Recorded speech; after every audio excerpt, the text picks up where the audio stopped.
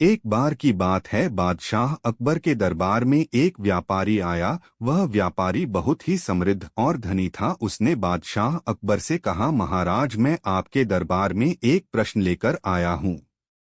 अगर बीरबल इसका सही उत्तर दे देंगे तो मैं आपके खजाने में 10,000 अशर्फिया जमा कर दूंगा। अकबर ने कहा, पूछो अपना प्रश्न, हमें बीरबल की बुद्धिमानी पर पूरा भरोसा है।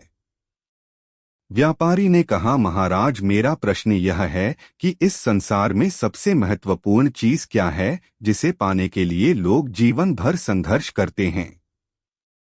अकबर ने सोचा कि यह एक साधारण प्रश्न है, लेकिन फिर भी उन्होंने बीरबल को बुलाया और कहा, बीरबल, इस प्रश्न का उत्तर तुम ही दो। बीरबल ने व्यापारी की ओर देखा और कहा, इस प्रश्न का उत्तर देने से पहले मैं आपसे कुछ पूछना चाहता हूँ। क्या आप मुझे यह बताने की कृपा करेंगे कि आप अपने जीवन में सबसे ज्यादा किस चीज की तलाश में हैं?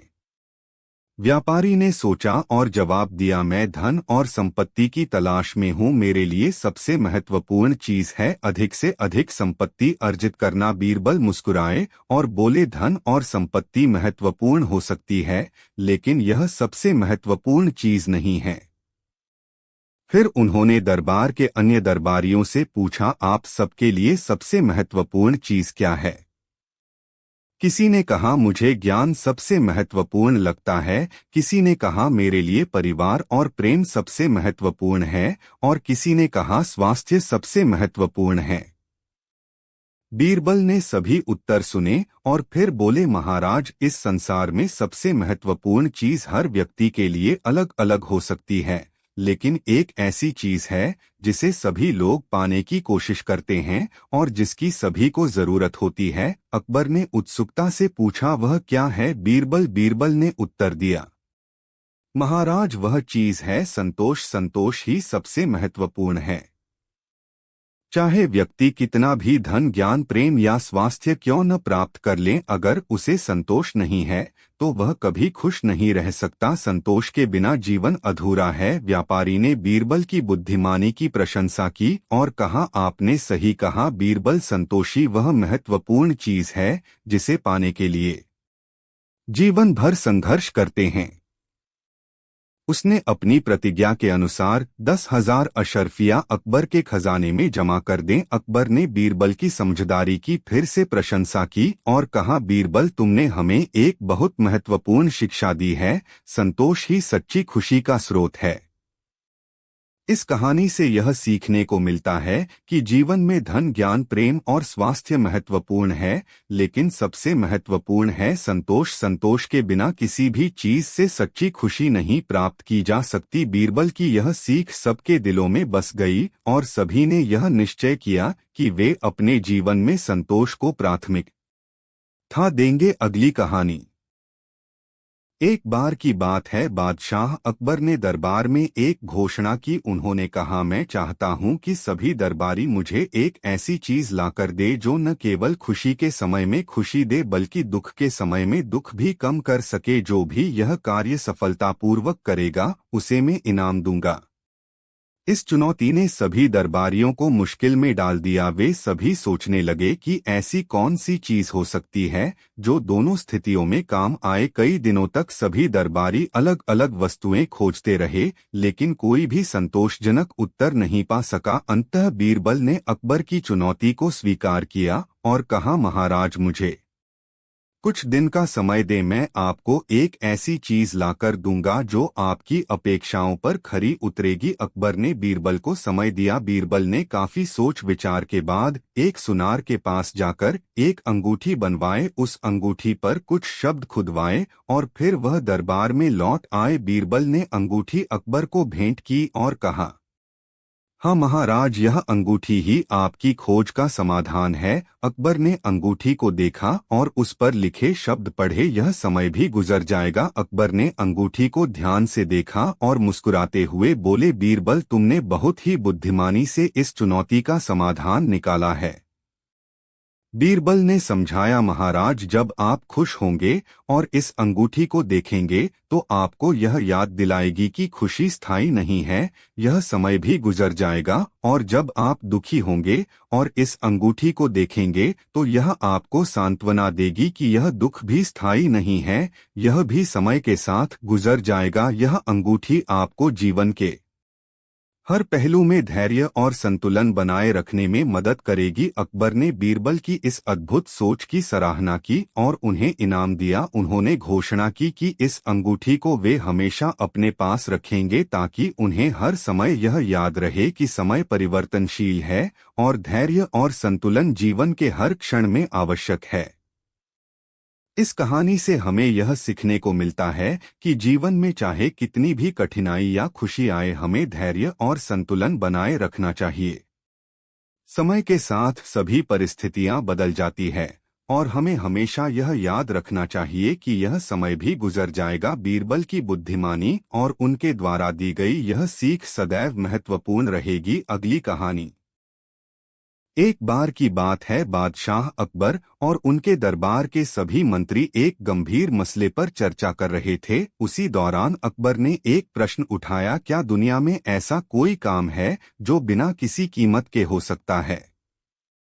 इस प्रश्न ने सभी मंत्रियों को सोच में डाल दिया। सभी ने अपने अपने विचार प्रस्तुत किए, लेकिन किसी का भी उत्तर अकबर को संतोषजनक नहीं लगा। अंत में उन्होंने बीरबल की ओर देखा और पूछा, बीरबल, क्या तुम इस प्रश्न का उत्तर दे सकते हो? बीरबल ने मुस्कुराते हुए उत्तर दिया, महाराज, इसका उत्तर देने के लिए मुझे एक दिन का समय चाहिए। कल मैं आपके इस प्रश्न का उत्तर दूंगा। अकबर ने सहमति दी और सभी दरबारी अपने अपने काम में लग गए। अगले दिन भीड़ दरबार में आए और उन्होंने कहा, महाराज, मैं आपको एक कहानी सुनाना चाहता हूँ जो के प्रश्न का उत्तर देगी। अकबर ने अनुमति दी और बीरबल ने कहानी शुरू की। एक बार की बात है, एक गरीब किसान अपने खेतों में कड़ी मेहनत कर रहा था। उसकी पत्नी ने उसे दोपहर का भोजन लाकर दिया, लेकिन किसान ने देखा कि खाने में केवल सूखी रोटी और थोड़ा सा अचार है। उसने सोचा कि क्यों न वह भोजन किसी और को दे दी, वे जो उससे भी ज्यादा भूखा हो। किसान ने अपनी पत्नी से कहा, चलो इस भोजन को किसी भूखे व्यक्ति को दे देते हैं। वे दोनों अपने गांव के रास्ते पर चल पड़े और एक बूढ़े आदमी को भूखा बैठा देखा। किसान ने बिना किसी कीमत के अपना भोजन उसे दे दिया। बूढ़े आदमी ने किसान को आशीर्वाद दिया और कहा, तुम्हारी यह निस्वार्थ सेवा तुम्हें हमेशा याद रखी जाएगी। किसान और उसकी पत्नी बिना किसी कीमत के यह काम करके बहुत खुश हुए। वे जानते थे कि उन्होंने जो किया वह सही और सच्चा था। कहानी समाप्त करके बीरबल ने कहा, महाराज, इस कहानी से हमें यह सीखने को मिलता है कि निस्वार्थ सेवा ही वह काम है जो बिना किसी कीमत के होता है।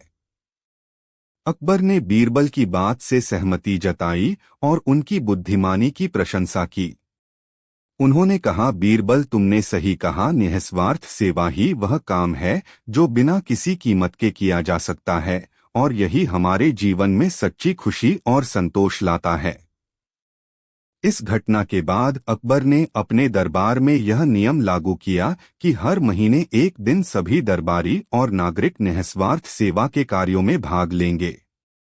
इस पहल से राज्य में सेवा भावना और भाईचारे का माहौल बना और सभी लोग बीरबल की इस सीख को हमेशा याद रखते थे। इस कहानी से यह सीखने को मिलता है कि निस्वार्थ सेवा और दूसरों की मदद करना सबसे मूल्यवान और संतोषजनक कार्य होता है जिसे हम बिना किसी कीमत के कर सकते हैं।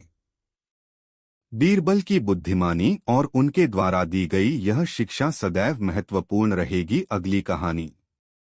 एक बार की बात है, बादशाह अकबर ने अपने दरबार में एक खास प्रश्न पूछा। उन्होंने कहा, वह व्यक्ति जो मेरे एक सवाल का सही जवाब दे सके उसे अभियांत्रिक के रूप में मेरे दरबार में रखा जाएगा। इस घोषणा से देश भर में हलचल मच गई। बड़े बड़े विद्वान, शिक्षक और बुद्धिमान लोग अपने अब ने सवाल लेकर दरबार में आए, लेकिन किसी ने भी अकबर के प्रश्न का सही जवाब नहीं दिया। एक दिन एक बुद्धिमान और विचारशील व्यक्ति दरबार में आया। उसका नाम था तानसेन। उसने अकबर से पूछा, महाराज, मेरे पास एक सवाल है, क्या मैं आपको अपने खुद के सवाल का सही जवाब देने का अवसर दे सकता हूँ?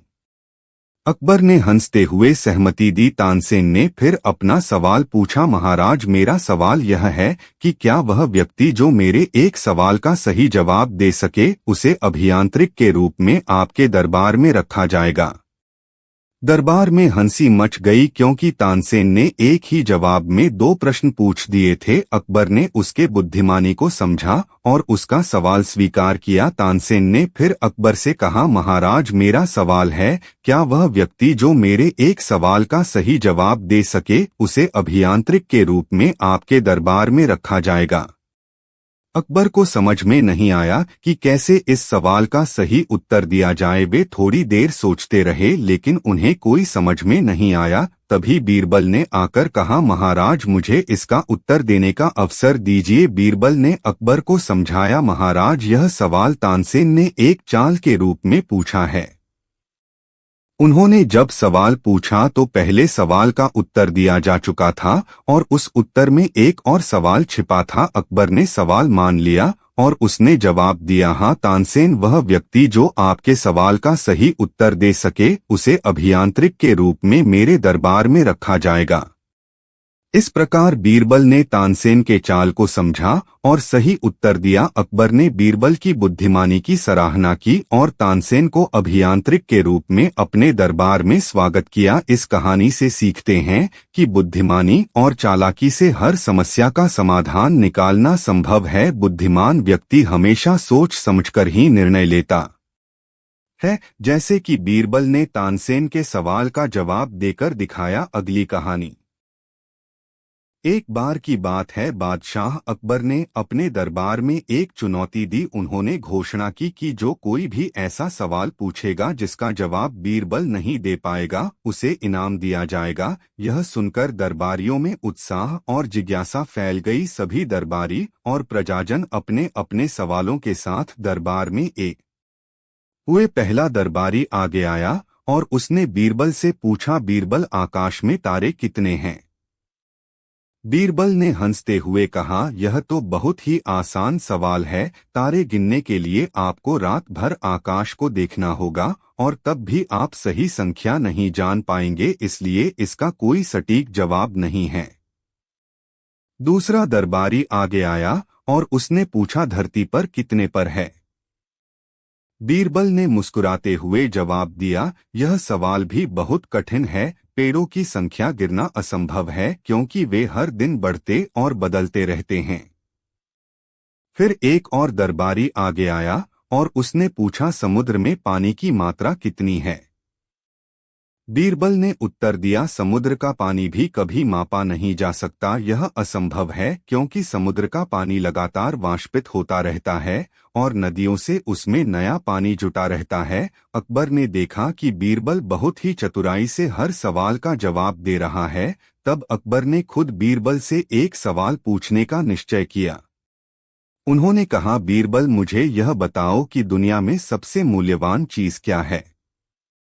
बीरबल ने थोड़ा सोचा और फिर मुस्कुराते हुए जवाब दिया, महाराज, दुनिया में सबसे मूल्यवान चीज समय है। समय ऐसा है जिसे कोई रोक नहीं सकता, कोई खरीद नहीं सकता और एक बार चला गया तो वापस नहीं आता। जो समय की कदर करता है वही सबसे बड़ा धनवान होता है।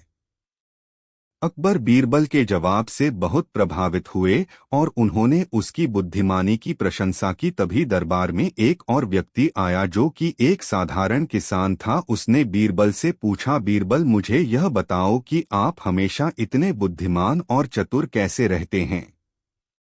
बीरबल ने मुस्कराते हुए उत्तर दिया, यह सरल है। मैं हर दिन कुछ नया सीखने की कोशिश करता हूँ, दूसरों की बातें ध्यान से सुनता हूँ और समस्याओं का समाधान निकालने के लिए गहराई से सोचता हूँ। साथ ही मैं हर समय सच्चाई और न्याय के साथ खड़ा रहता हूँ। यही मेरी बुद्धिमानी का रहस्य है। अकबर और सभी दरबारी बीरबल के उत्तर से सहमत हुए और उन्होंने बीरबल की बुद्धिमानी की एक बार फिर सराहना की। इस कहानी से यह सीखने को मिलता है कि सबसे मूल्यवान चीज समय है और बुद्धिमानी प्राप्त करने के लिए निरंतर सीखना और समस्याओं का गहराई से विश्लेषण करना आवश्यक है।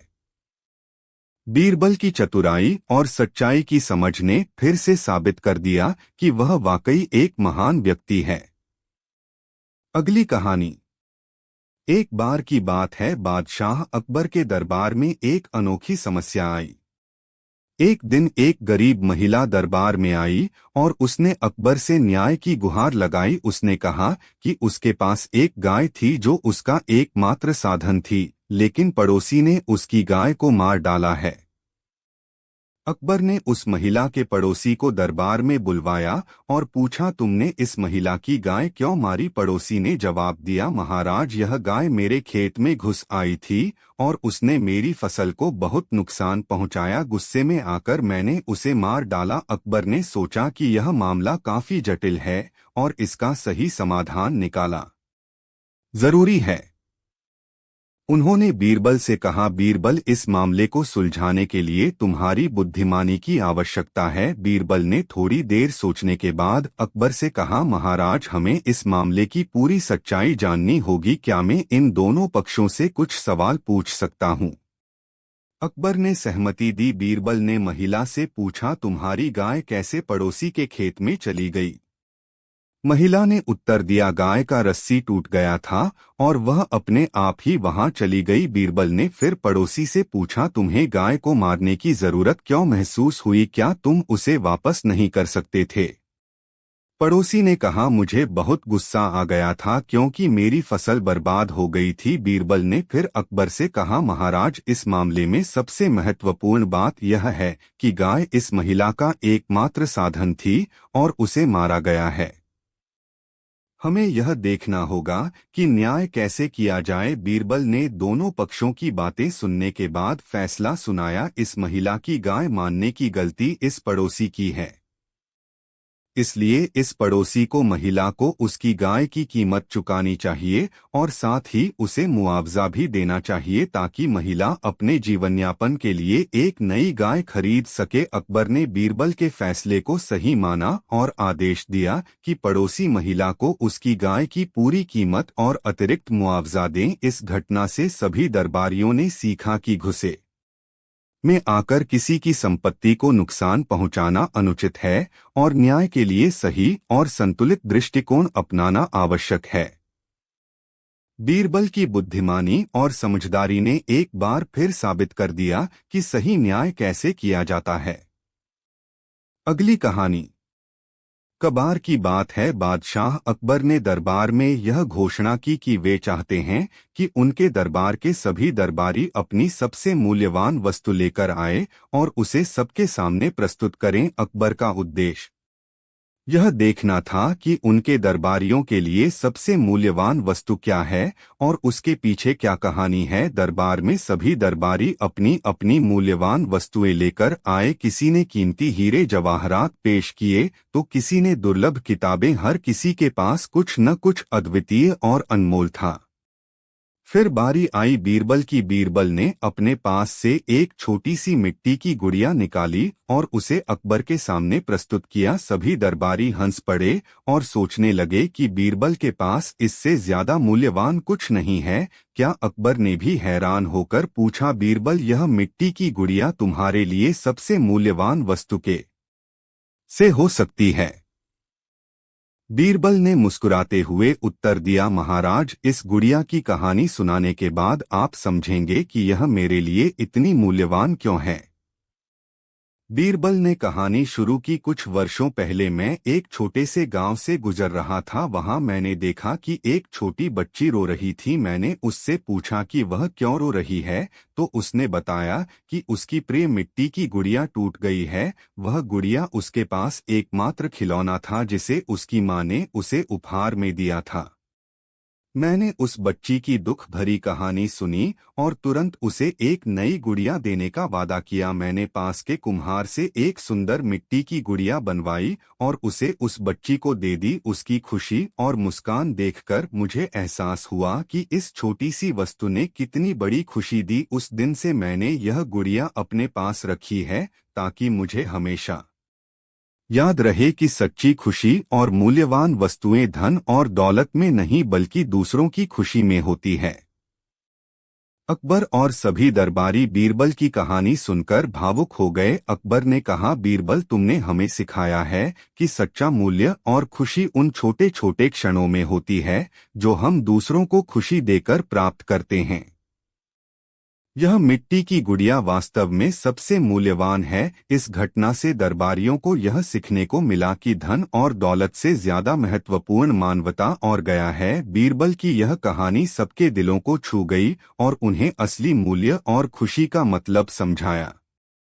एक बार की बात है, बादशाह अकबर के दरबार में एक नया दरबारी आया। वह बहुत ही चतुर और बुद्धिमान दिखाई देता था और उसने खुद को सबसे बड़ा विद्वान और ज्ञानी बताया। उसका दावा था कि वह किसी भी सवाल का जवाब दे सकता है और किसी भी समस्या का समाधान निकाल सकता है। अकबर ने उसकी बातों में दिल पी ली और उसे अपने दरबार में स्थान दिया। एक दिन अकबर ने दरबार में एक कठिन सवाल पूछा, हमारे राज्य में सबसे बड़ा सत्य और सबसे बड़ा झूठ क्या है? सभी दरबारी सोच में पड़ गए। कुछ समय बाद नए दरबारी ने आगे आकर कहा, महाराज, सबसे बड़ा सत्य है कि आप दुनिया के सबसे महान सम्राट हैं और सबसे बड़ा झूठ है कि आपके दरबार में कोई आपकी बराबरी कर सकता है। अकबर ने उसकी बात सुनी, लेकिन वे पूरी तरह से संतुष्ट नहीं हुए। उन्होंने बीरबल की ओर देखा और कहा, बीरबल, तुम्हारा क्या विचार है? बीरबल ने मुस्कुराते हुए कहा, महाराज, मैं इस सवाल का उत्तर देने के लिए एक छोटी सी कहानी सुनाना चाहूंगा। अकबर ने अनुमति दी और बीरबल ने कहानी शुरू की। एक बार एक किसान और एक व्यापारी के बीच विवाद हो गया। किसान का कहना था कि व्यापारी ने उसकी जमीन हड़प ली है, जबकि व्यापारी का कहना था कि जमीन उसकी है। मामला दरबार में लाया गया और न्यायाधीश ने दोनों पक्षों को सुना। न्यायाधीश ने किसान से पूछा, तुम्हारे पास क्या सबूत है कि यह जमीन तुम्हारी है? किसान ने कहा, मेरे पूर्वजों ने यह जमीन मुझे विरासत में दी है और हमारे पास इसके सारे कागजात है। फिर न्यायाधीश ने व्यापारी से पूछा, तुम्हारे पास क्या सबूत है कि यह जमीन तुम्हारी है? व्यापारी ने जवाब दिया, मैंने यह जमीन हाल ही में खरीदी है और मेरे पास भी इसके कागजात है। न्यायाधीश ने दोनों पक्षों को देखा और कहा, सत्य यह है कि जमीन पर कोई भी मालिकाना हक नहीं कर सकता। यह जमीन सिर्फ धरती माता की है और हम सब इसके हिस्सेदार हैं। झूठ यह है कि हम सोचते हैं कि हम किसी भी चीज के स्थायी मालिक हो सकते हैं। बीरबल ने अपनी कहानी समाप्त की और कहा, महाराज, सबसे बड़ा सत्य यह है कि सब कुछ अस्थायी है और हम सभी इस दुनिया में केवल अतिथि हैं। और सबसे बड़ा झूठ यह है कि हम खुद को किसी चीज का स्थायी मालिक मानते हैं। अकबर ने बीरबल की बुद्धिमानी और गहरी समझ की प्रशंसा की। उन्होंने दरबारी को भी यह सिखाया कि सभी चतुराई के बजाय गहरे सत्य को पहचाना अधिक महत्वपूर्ण है। इस कहानी से हमें यह सीखने को मिलता है कि वास्तविक सत्य और झूठ की पहचान करना हमेशा आसान नहीं होता, लेकिन गहराई से सोचने और समझने पर ही हम सही निष्कर्ष पर पहुंच सकते हैं। बीरबल की चतुराई और समझदारी ने एक बार फिर साबित कर दिया कि सच्चा ज्ञान सतह के नीचे छिपा होता है। अगली कहानी। एक बार की बात है, बादशाह अकबर के दरबार में एक बड़ा विवाद खड़ा हो गया। दरबार में दो व्यापारी आए थे और दोनों ही एक ही घोड़े पर अपना दावा कर रहे थे। दोनों का कहना था कि वह घोड़ा उनका है और दूसरे ने उसे चुरा लिया है। इस विवाद को सुलझाने के लिए अकबर ने बीरबल को बुलाया। ने बीरबल से कहा, बीरबल, तुम ही इस मामले का न्याय करो और सही मालिक का पता लगाओ। बीरबल ने दोनों व्यापारियों से पूछा, तुम दोनों में से कौन कौन इस घोड़े की देखभाल करता है और इसे खिलाता है। दोनों व्यापारियों ने एक साथ कहा, मैं करता हूँ। बीरबल ने सोचा और फिर घोड़े को ध्यान से देखा। उसने एक तरकीब सोची और कहा, ठीक है, हमें यह देखना होगा कि यह घोड़ा किसके पास जाना चाहता है। तुम दोनों बारी बारी से इस घोड़े को बुलाओ और देखते हैं कि यह किसके पास जाता है। पहला व्यापारी घोड़े के पास गया और उसे पुकारा, लेकिन घोड़ा उसकी ओर नहीं गया। फिर दूसरा व्यापारी घोड़े के पास गया और उसे पुकारा। घोड़ा तुरंत उसकी ओर बढ़ा और उसके पास जाकर खड़ा हो गया। बीरबल ने मुस्कुराते हुए कहा, महाराज, यह घोड़ा दूसरे व्यापारी का है।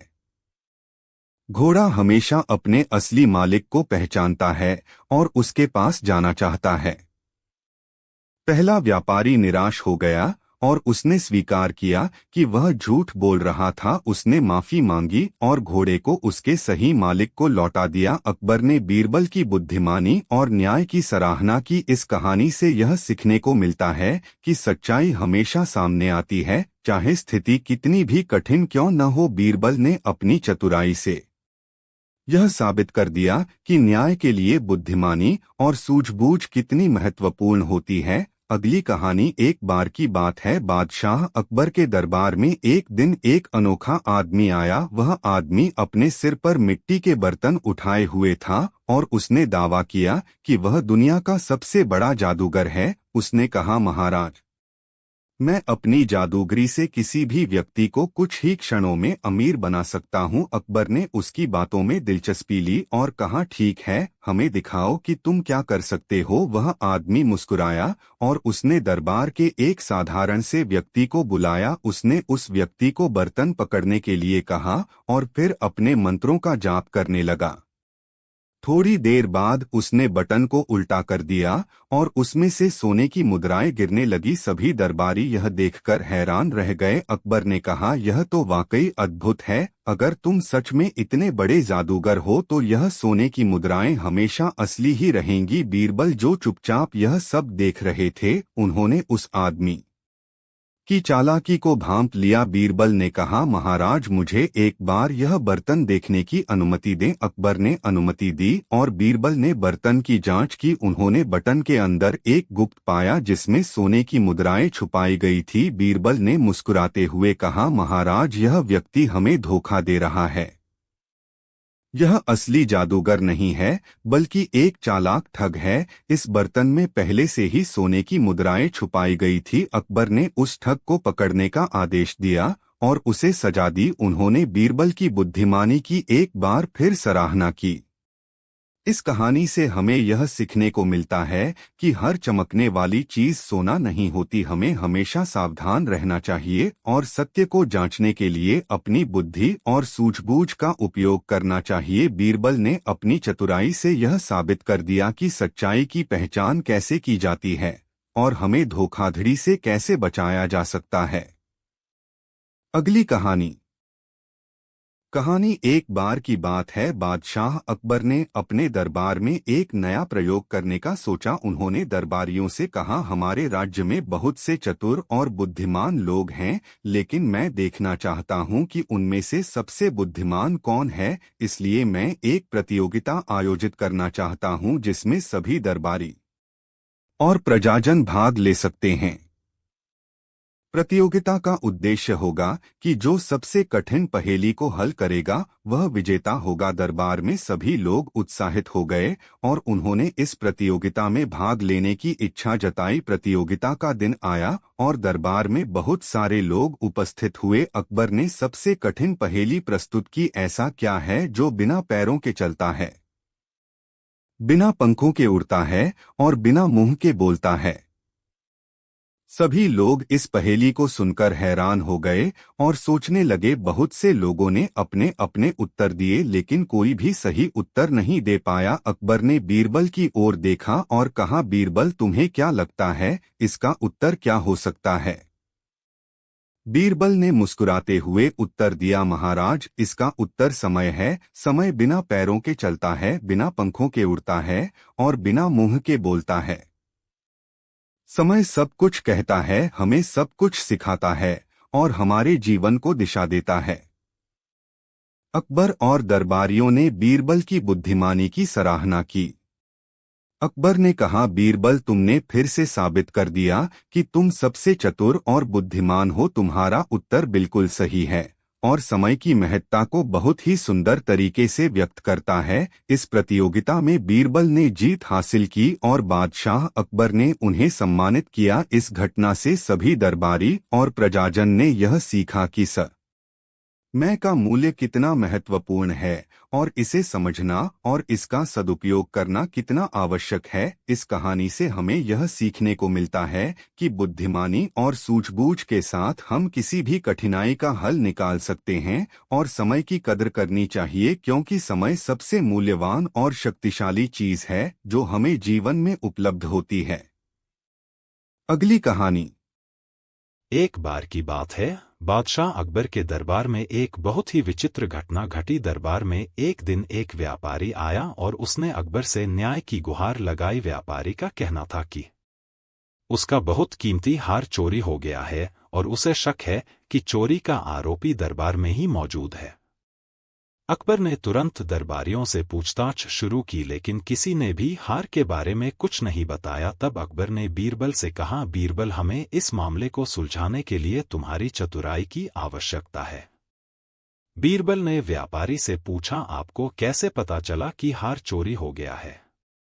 व्यापारी ने उत्तर दिया, महाराज, मैंने अपने हार को एक सुरक्षित जगह रखा था और जब मैं उसे पहनने गया तो वह गायब था। बीरबल ने थोड़ी देर सोचा और फिर उसने दरबारियों से कहा, सब लोग अपने अपने जूते उतारकर इस कमरे के एक कोने में रख दें। सबने ऐसा ही किया। फिर बीरबल ने एक दिया मंगवाया और उसे जलाकर सबके जूतों के पास रख दिया। बीरबल ने घोषणा की, जिसमें भी हार चुराया है उसके जूते के पास दिया बुझ जाएगा। यह सुनकर दरबारी हैरान हो गए, लेकिन उन्होंने सोचा कि बीरबल की योजना में कुछ तो होगा। सबने बीरबल की बात मानी और इंतजार करने लगे। कुछ समय बाद एक दरबारी अचानक अपने जूतों के पास गया और उन्हें उठाकर पहनने लगा। बीरबल ने तुरंत उसे रोका और कहा, ठहरो, तुमने यह जूते पहले क्यों पहने? दरबारी ने घबराकर कहा, मुझे लगा कि दिया बुझने से पहले ही मैं अपने जूते पहन लो। बीरबल ने मुस्कराते हुए कहा, महाराज, यही चोर है। उसने सोचा कि अगर दिया बुझ जाएगा तो वह पकड़ा जाएगा, इसलिए उसने जल्दी से अपने जूते पहनने की कोशिश की। दरबारी ने अपने अपराध को स्वीकार किया और व्यापारी का हार वापस कर दिया। अकबर ने बीरबल की चतुराई और न्याय की समझ की बहुत प्रशंसा की और चोर दरबारी को सजा दी। इस कहानी से यह सीखने को मिलता है कि सच्चाई को छुपाया नहीं जा सकता और चतुराई से न्याय की स्थापना की जा सकती है। बीरबल ने अपनी सूझबूझ से एक बार फिर साबित कर दिया कि वे वास्तव में बुद्धिमान और न्यायप्रिय है। अगली।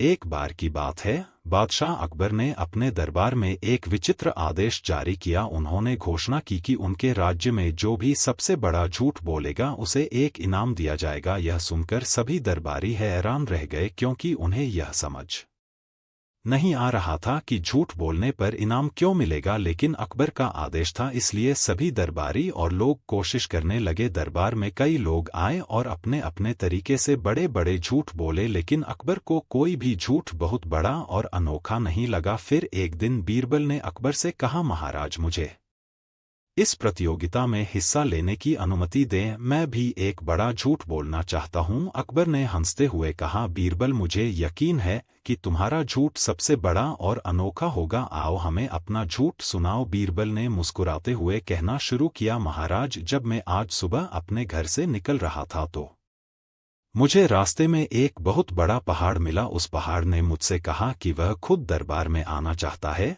और बादशाह अकबर को सलाम करना चाहता है। अकबर ने हैरान होते हुए कहा, यह तो असंभव है। पहाड़ कभी चलकर यहाँ नहीं आ सकता। बीरबल ने तुरंत उत्तर दिया, ठीक कहा महाराज, और यही सबसे बड़ा झूठ है। पहाड़ कभी चलकर यहाँ नहीं आ सकता, लेकिन यदि आप चाहे तो आप उसे यहाँ ला सकते हैं।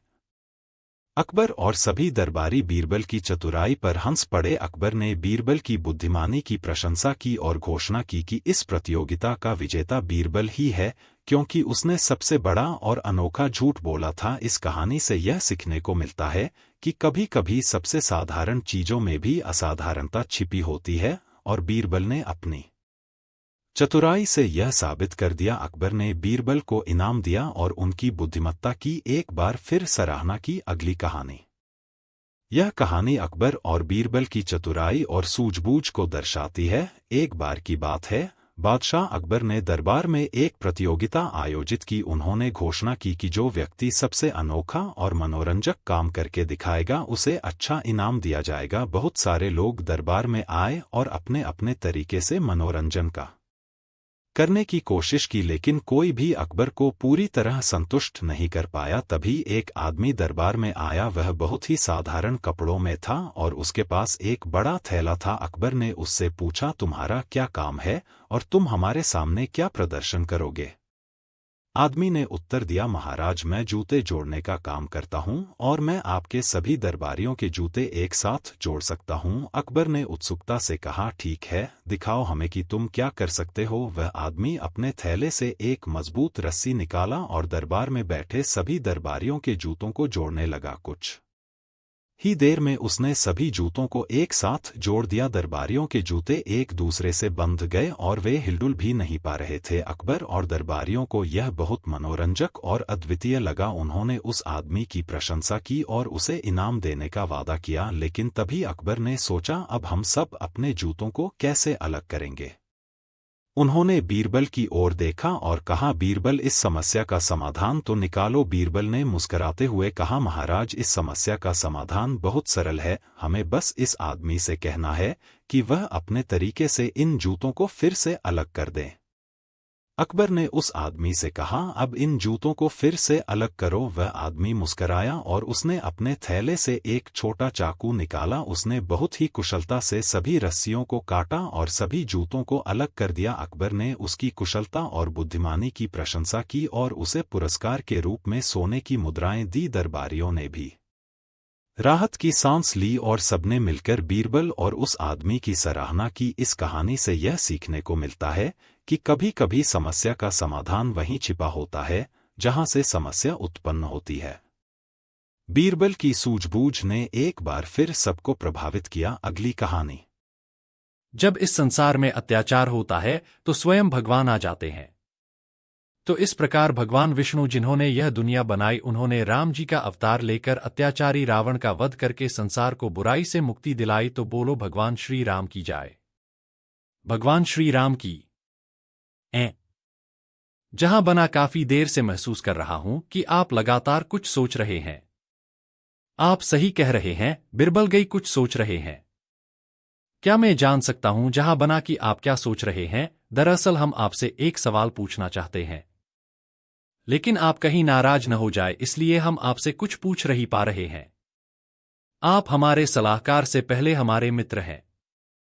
अपने सवाल से अपने मित्र को नाराज नहीं कर सकते। अगर ऐसी बात है जहां बना, तो मैं आपसे वादा करता हूं कि आपके पूछे गए सवाल से मैं नाराज नहीं होगा। आप निश्चिंत होकर अपनी बात कहें तो सुनिए।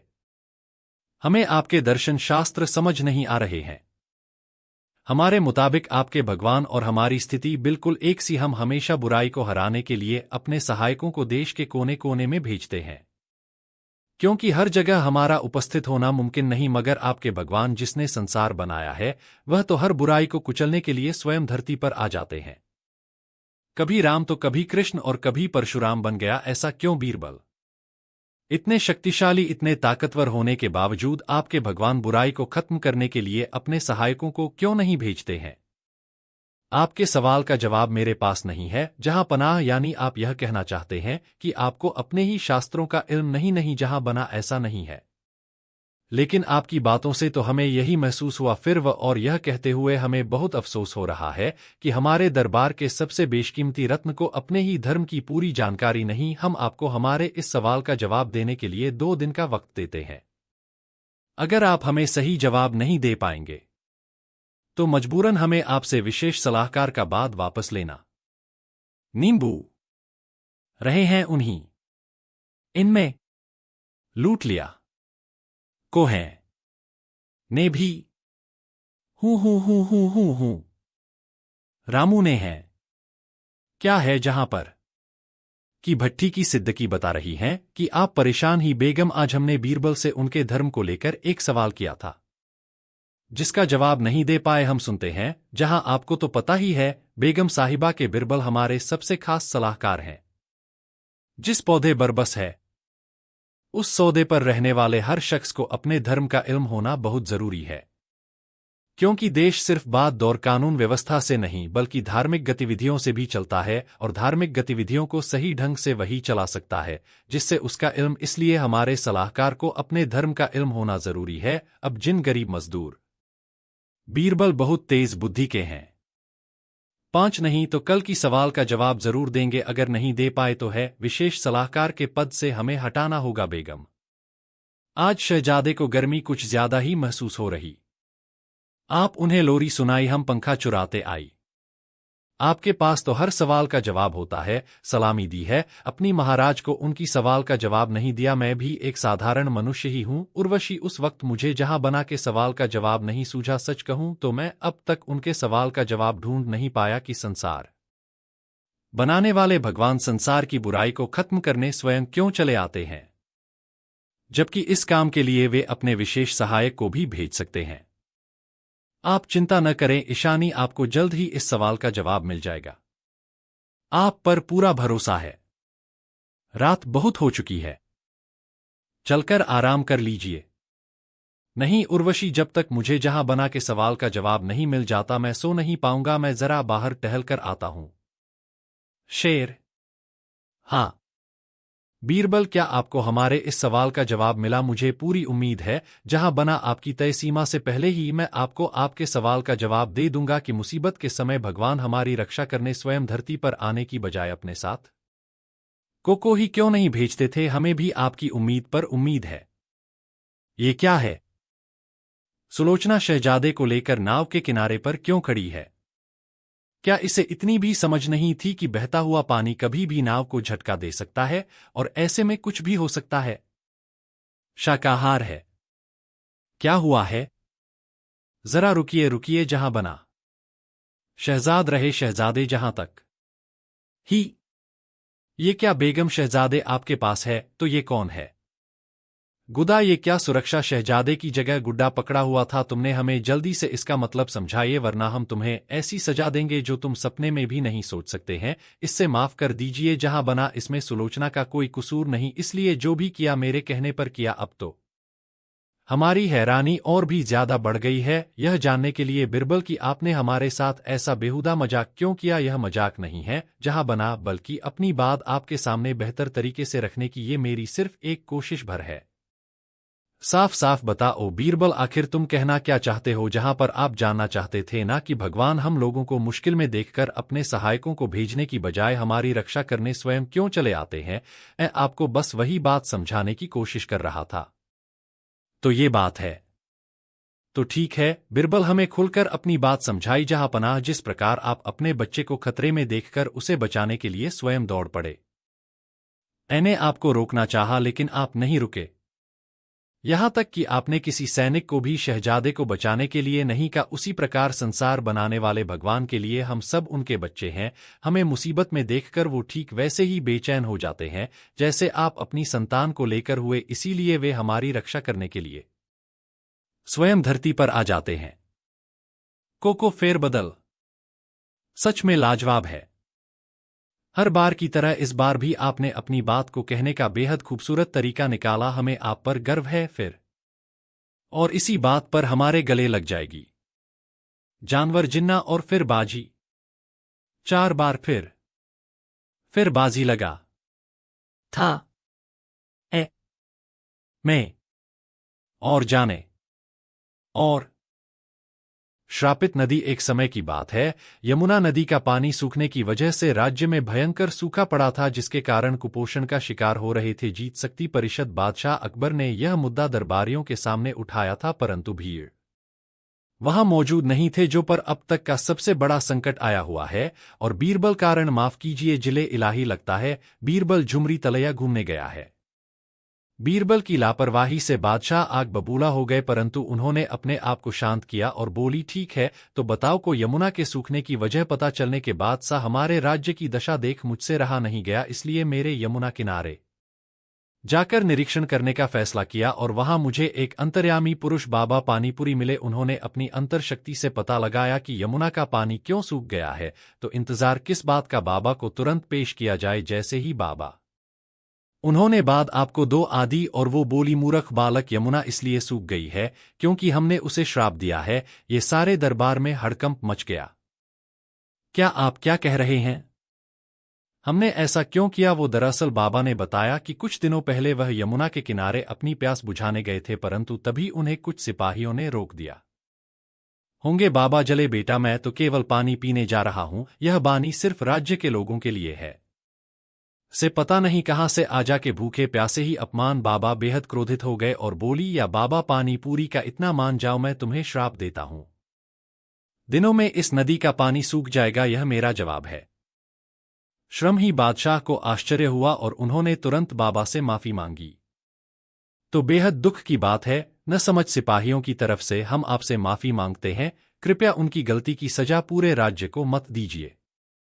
महापुरुष, हमें भी इस बात का एहसास है, इसलिए हम तुम्हारे पास इसका उपाय लेकर आए हैं। बताइए, हम अपनी जनता के लिए कुछ भी कर सकते हैं। आपको बस यह करना होगा, 2 किलो सोने से बने नारियल यमुना के किनारे मिट्टी में ने होंगे, कुछ ही दिनों में पानी लौट आएगा। जेटली जी, आपका बहुत बहुत शुक्रिया। बावजूद आज आप यहीं रुककर मिलकर शानो शौकत का मजा लीजिए। कल सुबह तक नारियल तैयार होंगे। अगले दिन 3 सोने के नारियल में हेल्दी लाए गए, जिसे देख बाबा की आंखें भीगो थी। जल्द से जल्द ही ने नदी किनारे गाड़ो और हाँ, सूरज ढलने तक वहां कोई नहीं जाएगा, वर्मा शराब नहीं करता होगा। जैसी आपकी इच्छा। बाबा सिपाही और नारियल को लेकर वहां से जा ही रहे थे, तभी वहां बीरबल आ गए, जिसे देख बांटिया क्रोधित हो गए। अब तुम यहां क्यों आए हो? हमारे राज्य पर इतना बड़ा संकट था और तुम झुमरी तलैया घूमने चले गए। कोयला लग जाए या नहीं चाहता हूं महाराज, में घूमने तो गया था, पर झुमरी तलैया नहीं, बल्कि राज्य की समस्या का हल ढूंढने में मिल चुका है। बाबा जी ने कहा है, हमें दोनों गिद्दी नारियल यमुना किनारे गाड़ने होंगे और पानी लौट आएगा। इसकी कोई आवश्यकता नहीं है महाराज, मुझे इससे भी आसान उपाय मालूम है। सूरज की धूप खिड़की के भीतर पहुंचते ही हमें 3 बार चुटकी बजाने होगी। फिर क्या? जैसी ही धूप खिड़की के भीतर बीरबल ने 3 बार चुटकी बजाई, लोग शांत हो गए और धीरे से बहते हुए पानी की आवाज कानों में बढ़ती हुई प्रतीत हुई और किसी चमत्कार की तरह यमुना का पानी लौट आया। ये देख सारे लोग दंग रहे।